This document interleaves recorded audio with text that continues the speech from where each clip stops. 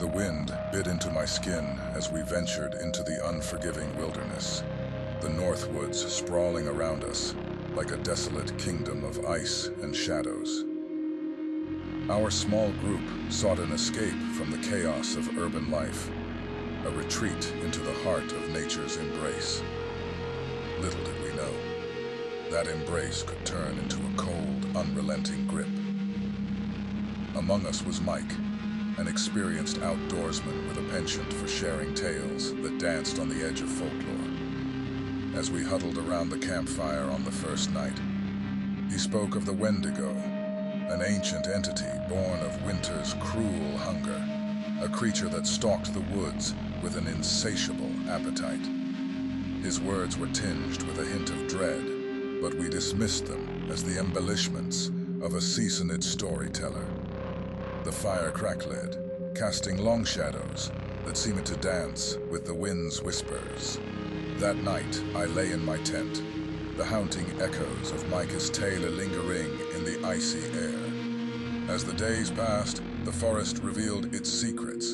The wind carried voices, other-worldly howls that crawled beneath my skin. Our camaraderie waned as an unseen tension gripped us, an unspoken fear that mirrored the ancient tales Mike had spun. On the third night, a distant cry echoed through the trees. Mike, a glint of excitement in his eyes, urged us to investigate. The air grew colder as we ventured into the heart of the woods, the moon casting ghostly beams through the skeletal branches. A guttural growl sliced through the silence, sending shivers down my spine. Panic set in, but curiosity and a sense of invincibility propelled us forward. We stumbled upon a clearing, the moon's pallid light revealing grotesque figures at the edge of the tree line. Wendigos, emaciated, with hollow eyes that gleamed with an unnatural hunger. Time seemed to freeze as the creatures fixated on us, their presence a manifestation of ancient despair and ravenous desire. Without warning, they charged. We ran, our footsteps drowned by the cacophony of inhuman growls.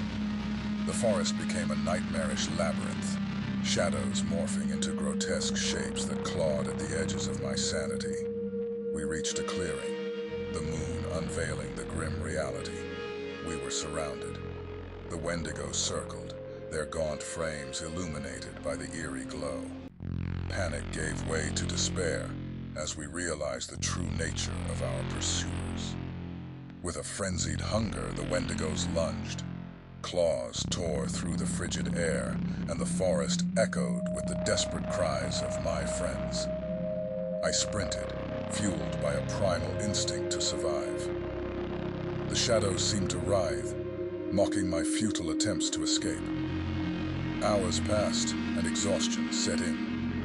The Wendigos, sated by the grotesque feast, retreated into the depths of the woods. I emerged from the nightmarish ordeal, the lone survivor haunted by the blood-curdling echoes of that fateful night. The Northwoods, once a sanctuary, now held the remnants of unspeakable horror. Mike's tales were not mere folklore. They were warnings etched into the fabric of reality. The wind, a cruel harbinger, carried the voices of the Wendigos, the ancient hunger that lurked beneath the surface of our perceived safety. As I stumbled out of the woods, forever scarred by the shadows that clung to my soul, I understood the true nature of the Wendigo. It wasn't just a creature of myth, it was a manifestation of the darkest corners of the human spirit, the hunger that could drive one to the brink of madness, where survival became a descent into unspeakable horror. It was meant to be a week of camaraderie and adventure, a group of college friends eager to escape the monotony of city life, embarked on a field trip to the secluded woods in the heart of nowhere. The forest, dense and ancient, seemed to breathe with secrets, its towering trees harboring tales whispered through generations. As the days unfolded, laughter and the scent of campfires filled the air. Stories were shared around the flickering flames, but one friend, Sarah, couldn't shake the unsettling tales her native relatives had warned her about, the tales of the Wendigo. On the third night, beneath a sky stitched with stars, Sarah recounted the chilling folklore of the Wendigo, a malevolent spirit that roamed the wilderness, driven by insatiable hunger. The wind seemed to carry an otherworldly chill, and the group's laughter faltered as they glanced nervously into the surrounding darkness. Days passed, and the unease lingered like a shadow, especially for Sarah. It was on the fifth day, as they prepared to pack up and leave, that the Wendigo made its presence known. A guttural growl echoed through the woods, freezing the blood in their veins. In a flash, the creature emerged from the shadows, swift and monstrous. Its eyes glowed with an otherworldly hunger, and as the group scattered in panic, one of their own, Jake, was seized and dragged into the depths of the forest. Fear turned to determination as the friends, unwilling to leave Jake behind, armed themselves with whatever makeshift weapons they could find. Knives, branches, and a sense of desperate camaraderie fueled their resolve as they plunged into the woods in search of their abducted friend. The forest, once enchanting, became a labyrinth of twisted branches and haunting whispers. The Wendigo, elusive and cunning, led them deeper into its domain, a realm where reality blurred with nightmare. Shadows danced among the trees, and the wind carried mournful howls that mirrored the desperation in their hearts. As the search intensified, the line between friend and foe blurred. Paranoia gnawed at their unity, and the forest seemed to conspire against their every step. The Wendigo, a spectral predator, toyed with their minds, leaving cryptic symbols etched on the trees like a sinister trail. On the last day of their harrowing journey, exhaustion and despair gripped the group. In a clearing, they stumbled upon Jake, standing eerily still, his eyes vacant. Relief surged until realization struck. Their friend was no longer human. The Wendigo, in its perverse manifestation, had transformed Jake into a harbinger of their own demise. Mocking laughter echoed through the clearing as Jake, now an embodiment of the Wendigo's malevolence, taunted his former friends. The forest seemed to exhale, a breath laced with malevolence, leaving the group paralyzed in the face of their shattered illusions. As the Wendigo's twisted laughter melded with the haunting wind, the remaining friends understood the irrevocable price of their pursuit. The forest, forever tainted by the presence of the Wendigo, swallowed their sobs and whispered its ancient secrets to the wind, a cautionary tale for those who dared to tread too far into the heart of darkness. As I approached the worn-down cabin, memories flooded back like a relentless tide.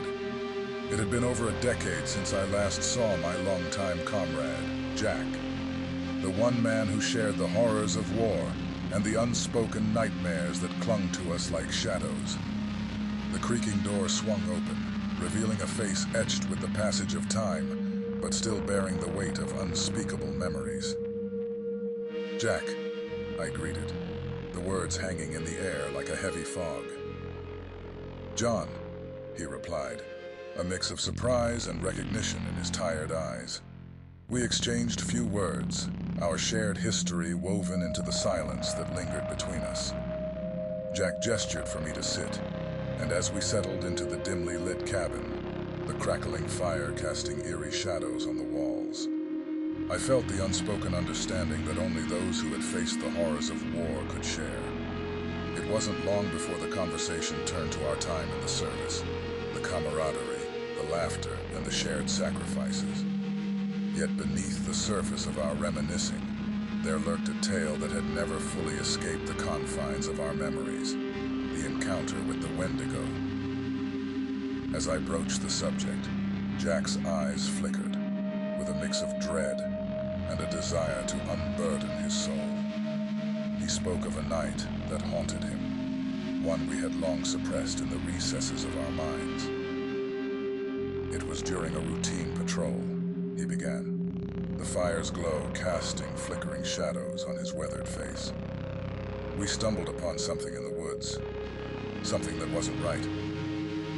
The memory unfolded as he spoke, the adrenaline-pumping chase through the dense foliage, the guttural growls echoing through the trees.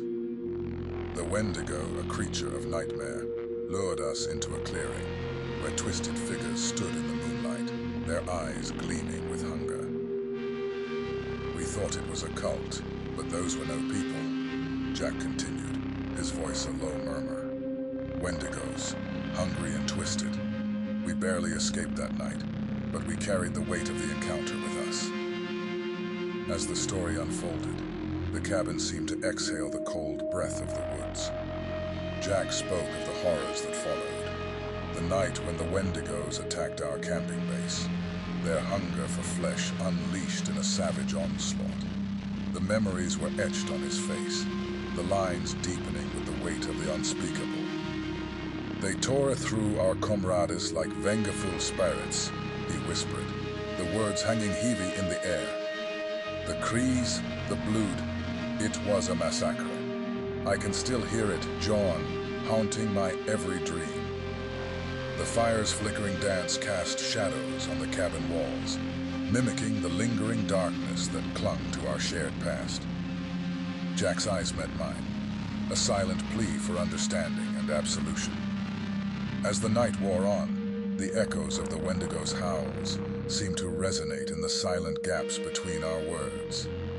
The woods held secrets, and the darkness within us mirrored the untamed horrors of the wilderness. I left the cabin that night, haunted by the ghosts of our past.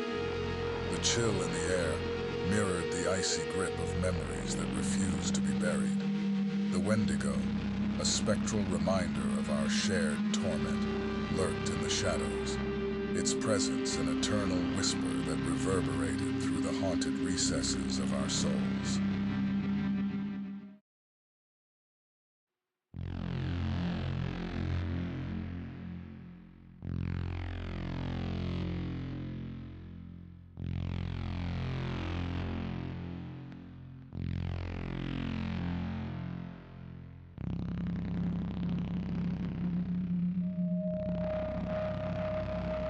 I remember that chilling night like it was etched into my soul. The night I encountered the Wendigo, an ancient horror that defies the laws of nature. I was exploring the dense forests of the northern wilderness, drawn by whispers of an enigmatic creature lurking in the shadows. The legends of the Wendigo had always intrigued me, but I never fathomed the terror that awaited me in those haunted woods.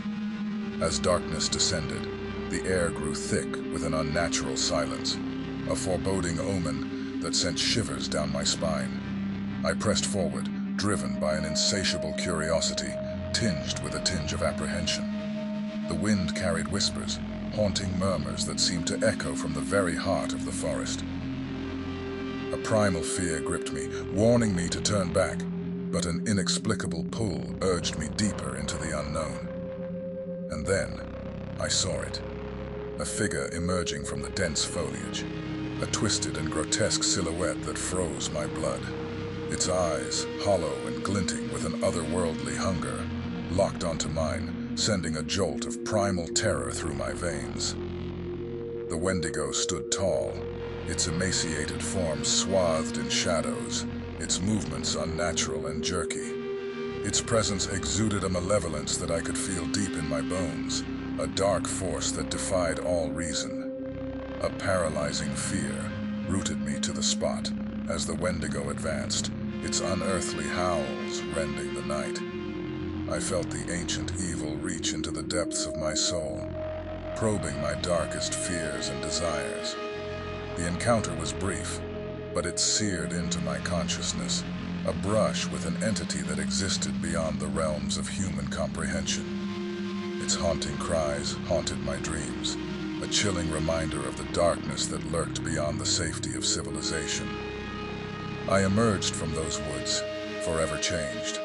The Wendigo's presence lingered within me, a chilling memory that carved its mark on my very being. I carry the weight of that encounter, a haunting tale I dare not share, for the Wendigo's horror defies explanation and comprehension.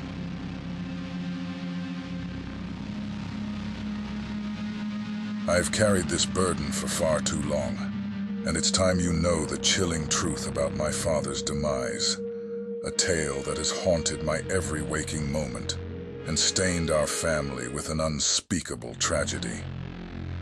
It happened years ago, in the unforgiving wilderness where my family had lived for generations.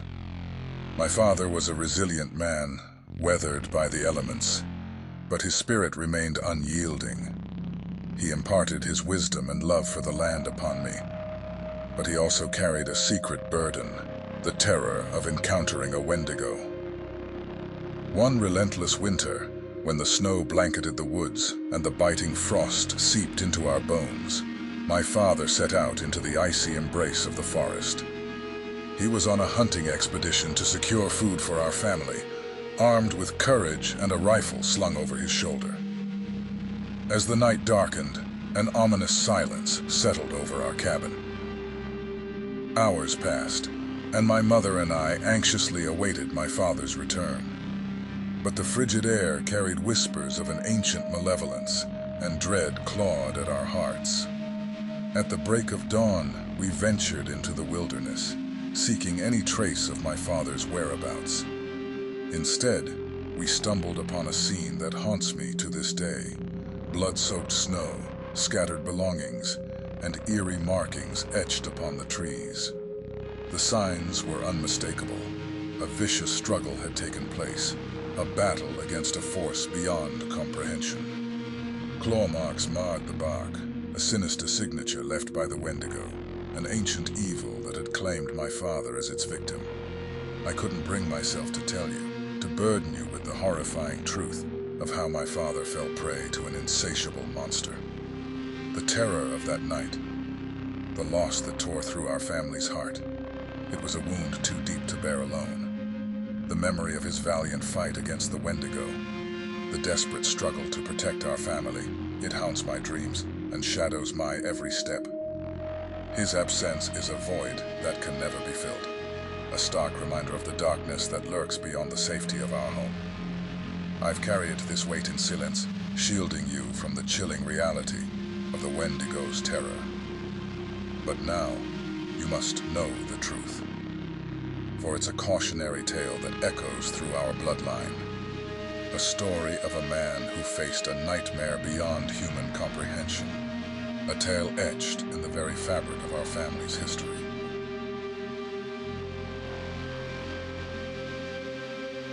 We set out to explore the regions where sightings had been reported.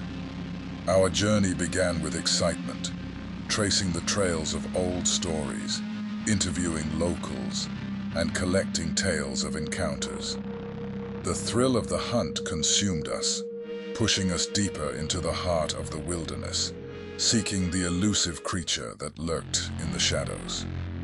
But our enthusiasm soon turned to trepidation as the landscape grew unfamiliar, the dense forests swallowing our path.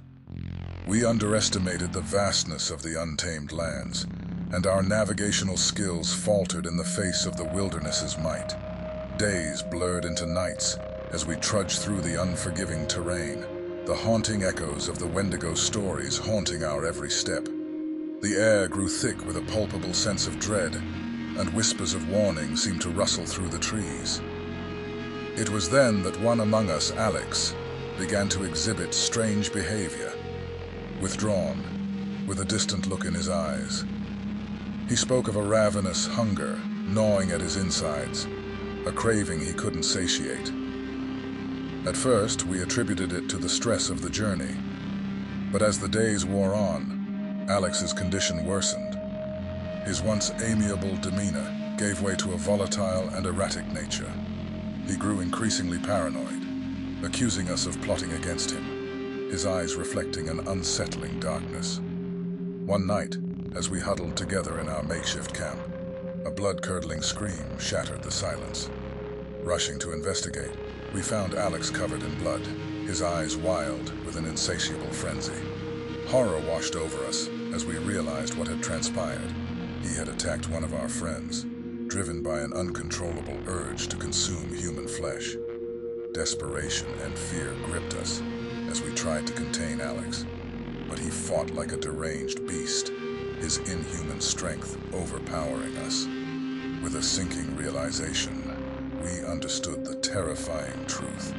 Alex had succumbed to the curse of the Wendigo, becoming a monstrous manifestation of the very creature we sought.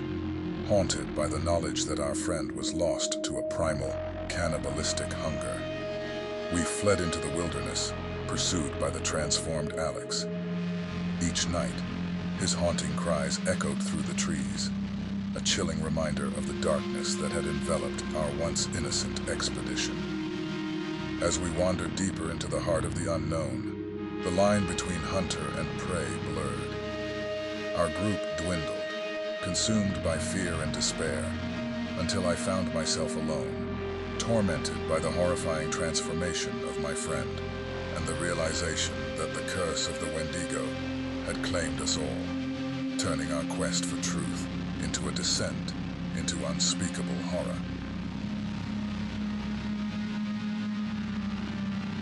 I thought I had found my dream home, an old, secluded house nestled within acres of private land, a serene oasis away from the chaos of city life. Little did I know, it was a dwelling tainted by an ancient evil. The first few days were blissful, filled with the excitement of settling into my new haven.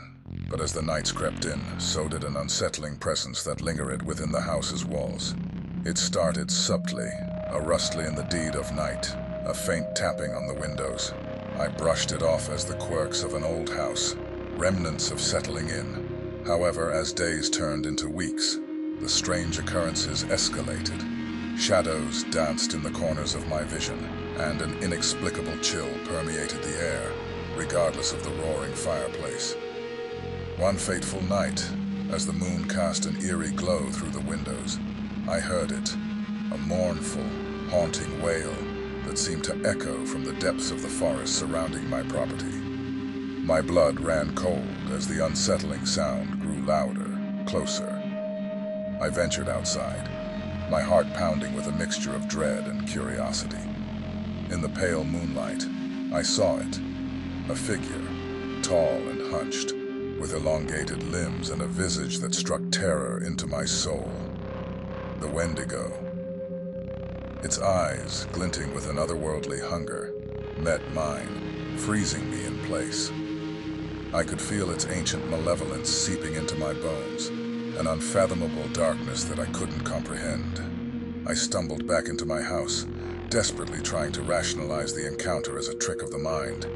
But the Wendigo's presence lingered, permeating the very essence of my home. Night after night, I would hear its haunting cries, drawing closer with each passing hour. Sleep became a distant memory as the terror consumed me, a relentless onslaught on my sanity. I sought refuge in research, diving into ancient folklore and grim legends. But the more I learned, the more I realized the horrifying truth. I was living on land tainted by the Wendigo's curse, an entity that feasted on the souls of the living. I tried to leave, to escape the malevolent grip of the Wendigo, but it was futile. It seemed to trap me within the confines of my own home, a prisoner to its sinister will. As days turned into an agonizing blur of terror, I could feel myself changing, succumbing to the Wendigo's influence. Shadows danced in my periphery, and a ravenous hunger gnawed at my insides. In a harrowing moment of lucidity, I knew what I had become, the very thing I feared most.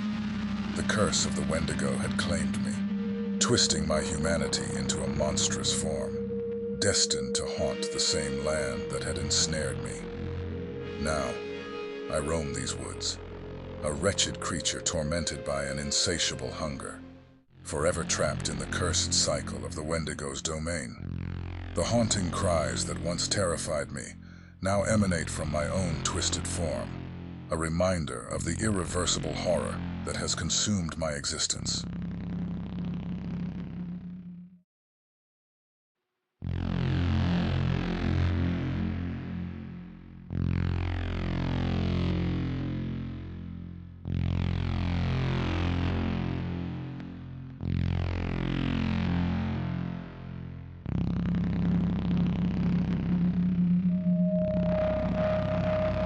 In the heart of the dense and chilling woods, a group of 4 friends, Sarah, Mike, David, and Emily, set up their campsite, seeking adventure and tranquility.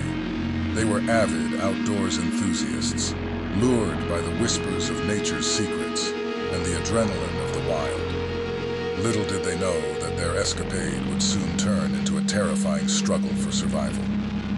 As darkness blanketed the forest, they gathered around the crackling campfire, exchanging stories and laughter to dispel the eerie ambiance. The woods seemed to breathe, its ancient trees carrying tales of forgotten horrors. Sarah was the first to notice the strange change in atmosphere. The wind howled mournfully, echoing through the trees, and a sudden drop in temperature sent shivers down their spines. Unease settled over the group, but they attributed it to the unpredictability of nature. Hours passed, and as the moon reached its zenith, a haunting voice broke the silence. "Help, please, help me," it whispered, mimicking the voice of their lost friend, Peter. The group froze, their faces drained of color. "It's Peter," Emily exclaimed, her eyes wide with both relief and disbelief. "Peter, is that you?" Mike called out, his voice quivering with hope. The voice replied, "Yes, it's me. I'm lost. Help me." Despite the unease in the air, desperation overpowered their fear. They grabbed flashlights and headed into the woods, following the voice that seemed to beckon them deeper into the shadows. Soon they stumbled upon a figure, hunched and emaciated, resembling Peter. His face was obscured by the shadows, concealing a sinister grin. Sarah's instincts screamed danger, but her heart yearned for it to be Peter. The creature, feigning weakness, beckoned them closer. Sarah's flashlight flickered, revealing hollow eyes and elongated limbs. A cold realization swept through her. This was no longer their friend, but something malevolent, something ancient, a Wendigo. In that horrific moment, the creature lunged, revealing its true form. A gaunt, monstrous being with sharpened antlers, its mouth lined with jagged, blood-stained teeth. Panic ensued as the Wendigo pounced on David, tearing him apart with unnatural strength. Terror engulfed the group as they scattered, the creature chasing them relentlessly through the darkness. Sarah's breaths came in ragged gasps as she stumbled upon a hidden ravine. In a desperate attempt to escape, she climbed down, finding a small crevice to hide in. From her hiding spot, she watched the Wendigo lose interest and retreat into the woods. Her heart ached for her friends, but survival was now her priority. Days passed, and she finally emerged from her refuge, the forest forever etched into her soul. The Wendigo's chilling cries still echoed in the distance, a haunting reminder of that fateful night. A night when the line between reality and nightmare blurred, leaving scars that would never heal.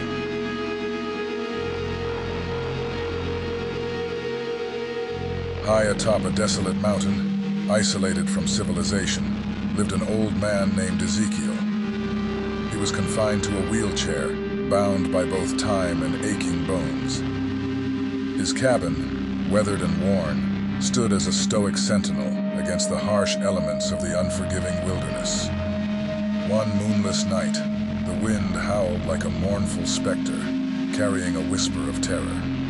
Ezekiel sat by the crackling fireplace, sipping his tea and reading his favorite novel, attempting to escape the eerie silence that enveloped his world.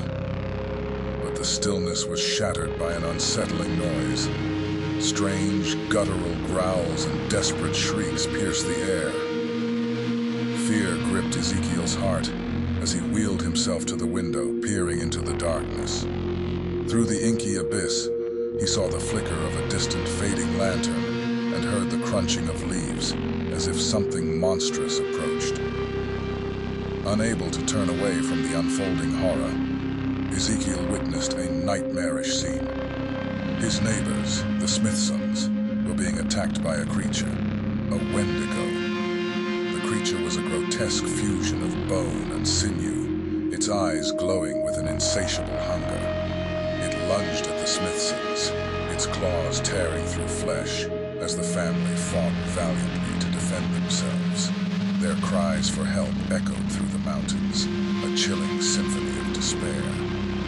Ezekiel's heart sank, a mixture of dread and helplessness coursing through his veins. In a frantic effort to aid them, Ezekiel wheeled himself towards his telephone, fingers trembling as he dialed the emergency number.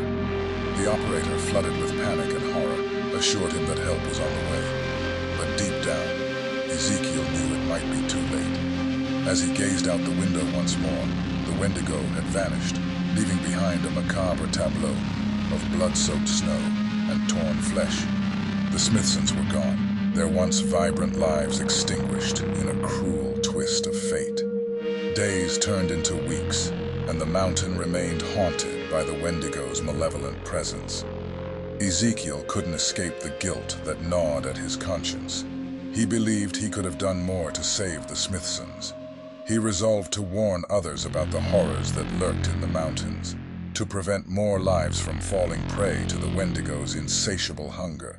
And so, Ezekiel became a hermit of the mountains, etching warnings and pleas for vigilance into trees and rocks, hoping to protect future generations from the dark secret that haunted his nights and scarred his soul, the night he witnessed the Wendigo's merciless savagery.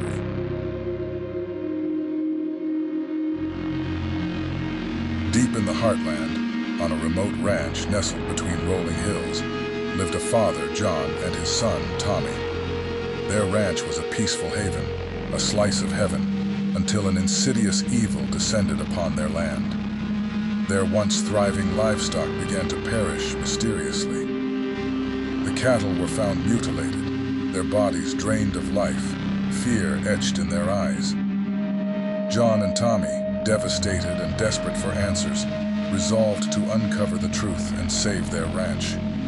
One eerie evening, as the sun dipped below the horizon, the duo set out to investigate the chilling occurrences plaguing their homestead.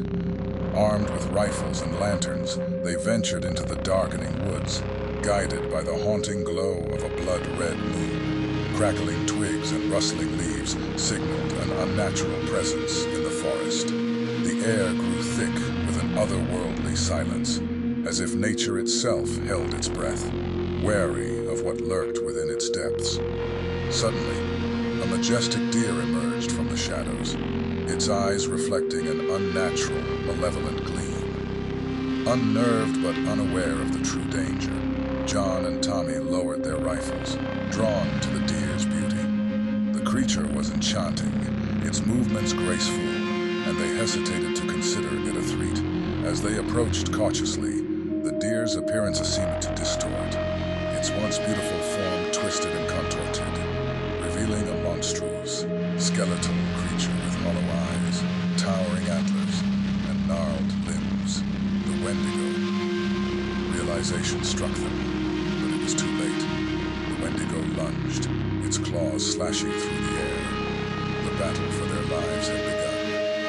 John and Tommy fought fiercely, bullets and makeshift weapons clashing against the Wendigo's ferocity. Their ranch became a battleground, a testament to their will to survive. Adrenaline surged through them, but the Wendigo's dark magic was potent, making it a formidable adversary. Cornered and wounded, they found themselves outnumbered, struggling to keep the Wendigo at bay. As hope dwindled, they hatched a desperate plan. John set fire to the barn, using the distraction to lead the creature into the inferno. The Wendigo pursued, consumed by its insatiable bloodlust. In the fiery chaos, surrounded by the roar of flames and the desperate cries of the Wendigo, they realized the cost of their victory. Their home was in ruins, the land forever scarred by the encounter. Yet they had saved their lives and vanquished the evil that threatened their existence. With heavy hearts, they watched as the night swallowed the remains of their ranch. They had faced the Wendigo and survived, forever changed by the horrors they had witnessed on their once idyllic homestead.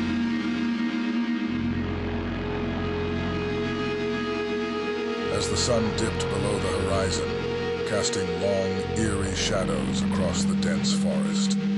Park Ranger Alan Walker prepared for another night on duty.